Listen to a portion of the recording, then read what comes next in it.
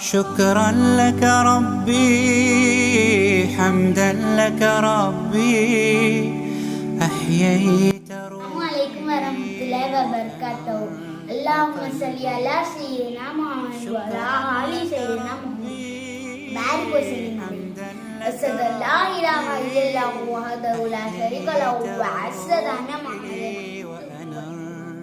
கண்ணியத்துக்குரிய பெரியவர்களே, நல்லவர்களே, ஹாஜிமார்களே, உம்ராக்களே, நம்ம அல்முரேன் ஹஜ் உம்ரா சர்வீஸ்ல உம்ரா போலாமா?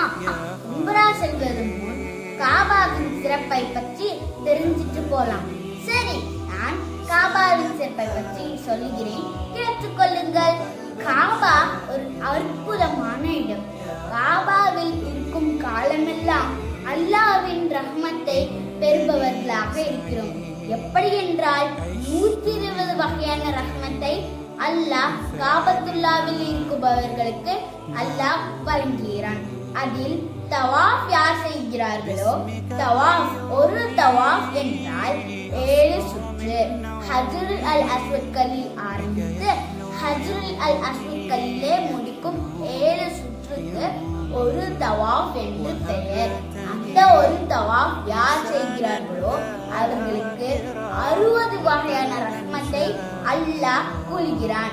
இரண்டாவது, யார் ஒருவர் காபாவில் தொழுது கொண்டோ ஓதிக்கொண்டோ இருக்கிறார்களோ அவர்களுக்கு 40 வகையான ரஹ்மத்தை அல்லாஹ் கூறுகிறான்.